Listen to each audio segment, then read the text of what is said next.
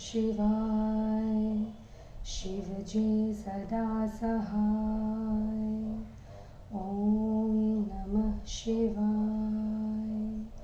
गुरुजी सदा सहाय। जय गुरुजी।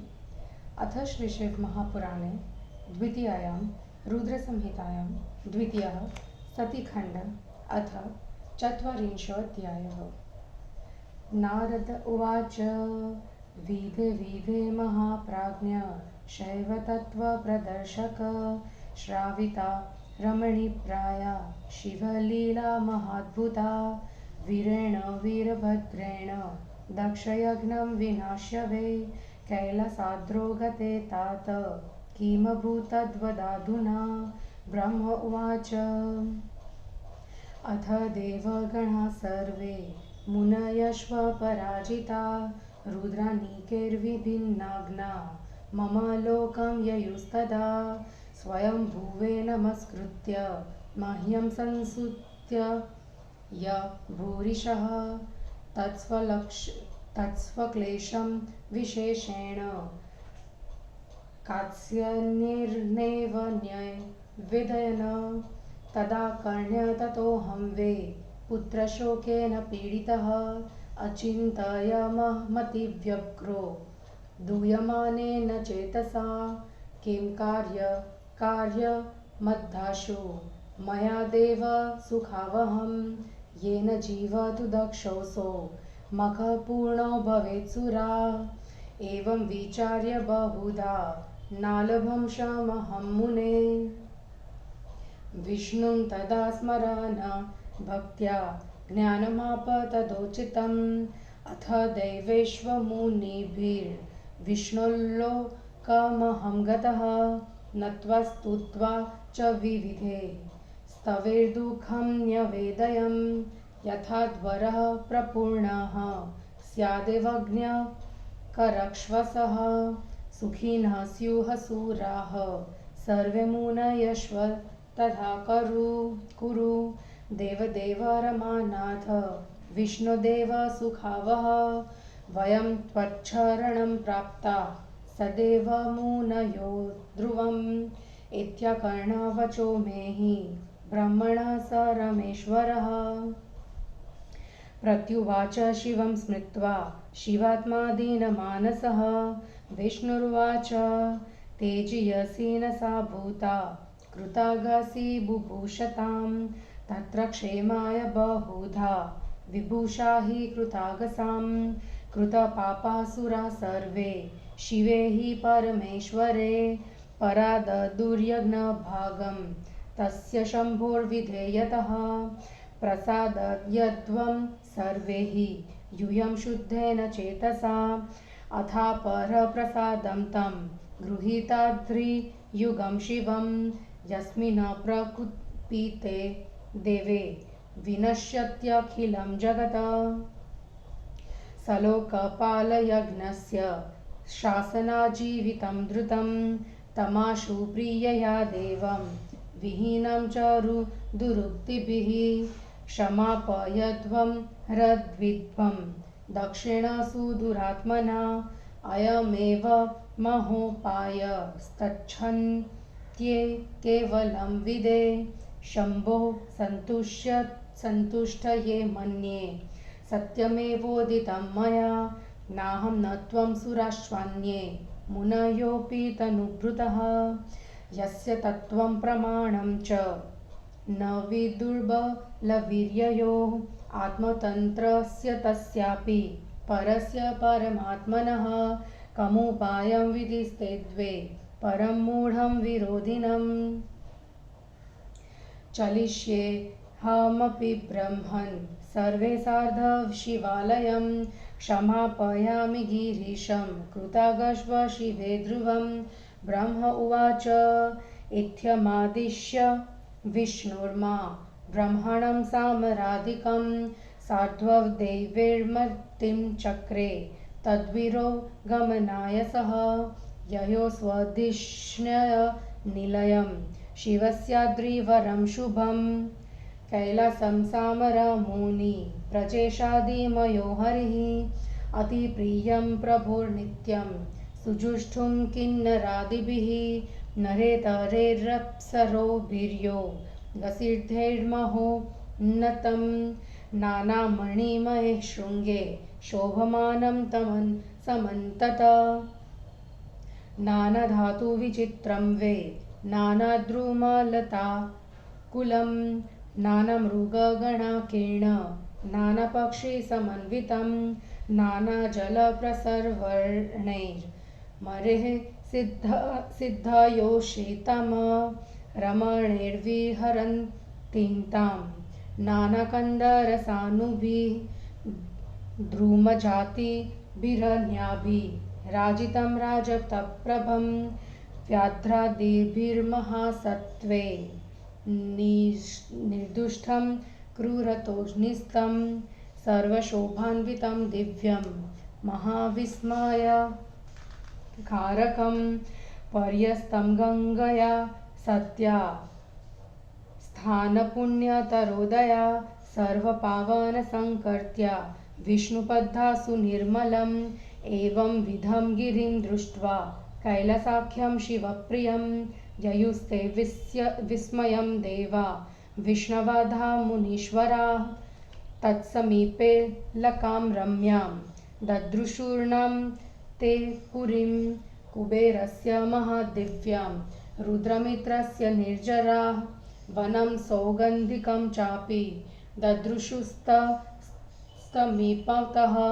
सर्वभूमान्वितं दिव्यं यत्र तन्नादमभूतं तद्वाह्यतस्तयस्य दिव्ये सरितावति पावने नन्दचालकनन्दा च दर्शनात् पापहारिके पपुः सुरस्त्रियो नित्यं वगुह्य स्वलोकतः विगाह्य पुंभिस्तास्तत्र क्रीडन्तिरतिकर्षिता हित्वा यक्षेश्वरपुरीं वनं सौगन्धिकं च यत गच्छन्तस्ते सुरा आरा तदृशुः शाङ्करं वटं पर्यककृताचलच्छायं पादनवीटपायतं शतयोजनकोत्स्थेदं निर्निरं तापवर्जितं महापुण्यवतां दृश्यं सुरम्यं चातिपावनं शम्भुयोगस्थलं दिव्यं योगिसेव्यं महोत्तमं मुमुक्षुशरणे तस्मिन् महायोगमये वटे आसीनं ददृशु सर्वे शिवं विष्णवादयः सुरा विधिपुत्रैर्महासिद्धे शिवभक्तिरते सदा उपास्यमानं समुदा शान्तिः संशान्तविग्रहे तथा सख्या कुबेरेण भर्त्रा गुह्यकरक्षसां सेव्यमानं विशेषेण स्वगणज्ञातिभिः सदा तापसाभीष्टसन्दृपं बिभ्रतं परमेश्वरं वात्सल्याद्विश्वसूह्यदं ददं भस्मादिसुविराजितं मुने तुभ्यं प्रवोच्चतं पृच्छते ज्ञानमुत्तमं कुशासने सुपविष्टं सर्वेषां शृण्वतां सतां कृत्वरो दक्षिणे सव्यं चरणं चैव जानुनि बाहुप्रकोष्ठक्षमालं स्थितं सत्तर्कमुद्रया एवं विधं शिवं दृष्ट्वा तदा विष्णवदयाः सुराः प्रणेमुत्स्फुरितं सर्वे करोबदध्वा विनम्रका उपलभ्य गतं रुद्रो मया विष्णुं सत्ताग्नतिः उत्थाय चक्रे शिरसाभिवन्दनमपि प्रभुः वन्दिताद्रिस्तदा सर्वैर्दिव्यैर्विष्णवादिभिश्विश्वः ननामाथ यथा विष्णुः कश्यपं लोकसद्गतिः सुमसिद्धगणाधीशं महर्षिसुनमस्कृतं समुवाच सुरेर्विष्णुं कृतसन्नतिमादरात्। इति श्रीशिवमहापुराणे द्वितीयायां रुद्रसंहितायां द्वितीयसतिखण्डे शिवदर्शनवर्णनं नाम 44वाध्यायः। हिंदी अनुवाद। नारद जी ने कहा, शिव तत्व के प्रदर्शक हे ब्रह्मा जी, आपने आनंदवर्धक अद्भुत शिवलीला का वर्णन किया। वीरभद्र द्वारा दक्ष यज्ञ का विनाश कर कैलाश चले जाने के बाद क्या हुआ उसे सुनाइए। ब्रह्मा जी ने कहा, उस समय सभी देवता मुनिगण रुद्र की सेना से पराजित एवं छिन्न भिन्न अंग होकर मेरे लोक को चले गए। मुझ ब्रह्मा को नमस्कार कर और अनेक प्रकार से मेरी स्तुति कर अपने कष्ट को पूर्ण रूप से कहने लगे। उस समाचार को सुनकर मैं पुत्र शोक से पीड़ित होकर दुखी मन से सोचने लगा कि मुझे देवताओं को सुखी करने के लिए क्या करना चाहिए, जिससे दक्ष जीवित हो और यज्ञ पूर्ण हो सके। हे मुनि, ऐसा सोचते हुए मुझे सुख नहीं मिला।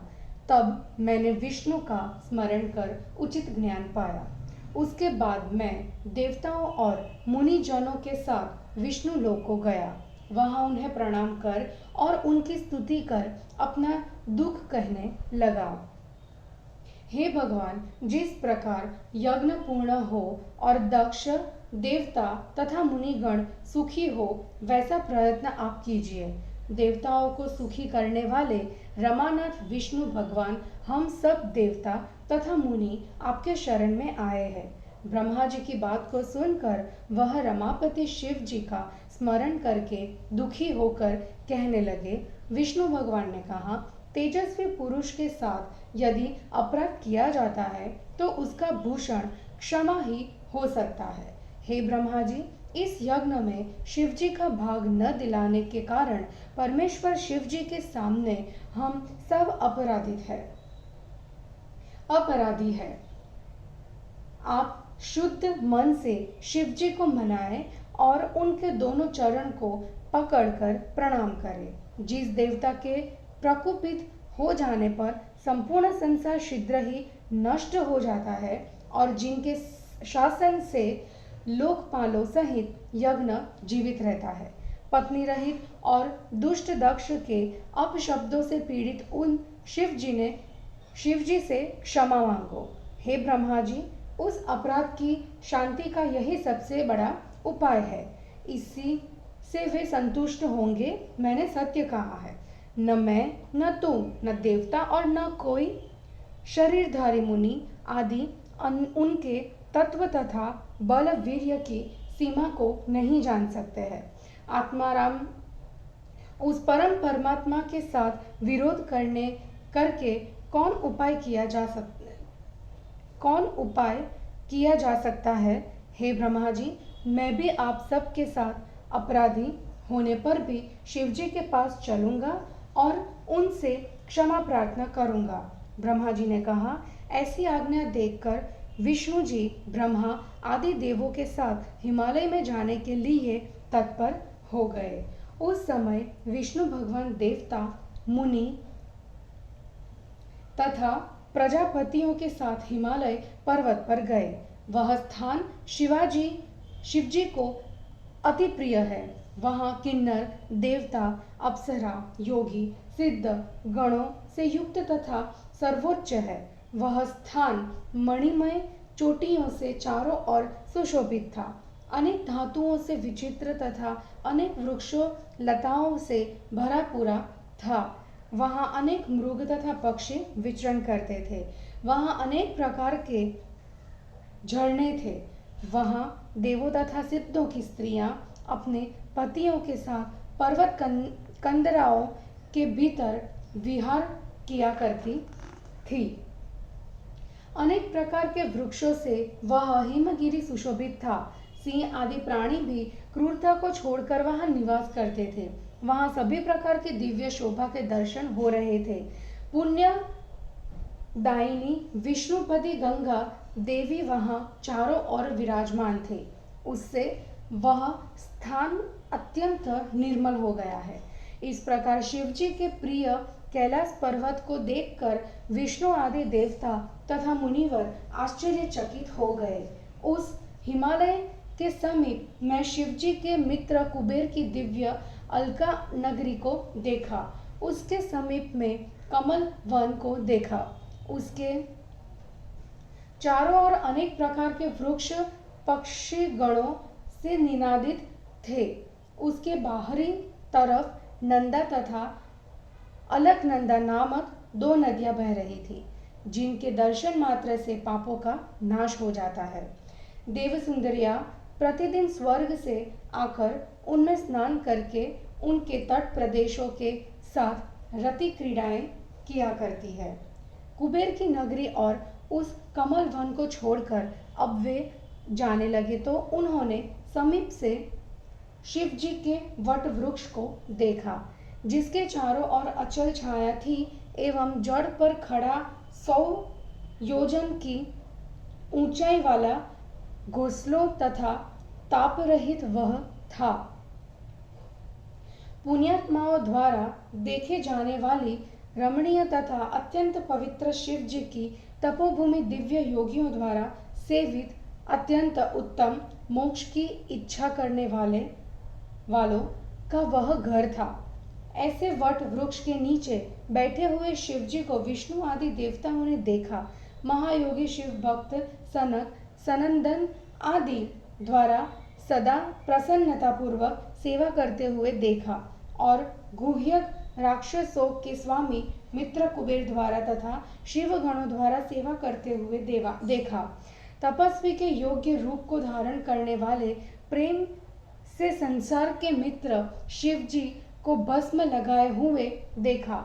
हे नारद, तुम्हारे पूछने पर कुशासन पर बैठकर जब वे ज्ञान का उपदेश कर रहे थे तब उस उपदेश को सभी सुन रहे थे।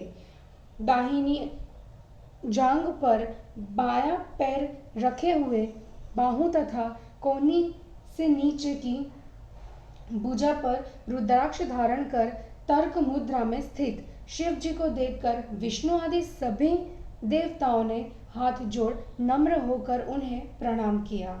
जब सत्पुरुषों की गति शिवजी ने मुझे आया हुआ जाना तो प्रभु ने उठकर सिर झुकाकर प्रणाम किया। तब विष्णु आदि सभी देवताओं ने शिवजी के चरण स्पर्श कर प्रणाम किया और संसार को सदगति देने वाले कश्यप मुनि को विष्णु ने प्रणाम किया। देवता सिद्ध गणों के स्वामी तथा महर्षियों द्वारा प्रणाम कर लेने पर देवताओं के साथ बैठे हुए विष्णु से आदर के साथ शिव जी ने कहा। इस प्रकार श्री शिव महापुराण में शिव दर्शन वर्णन नामक 40वां अध्याय समाप्त हुआ। जय गुरु जी।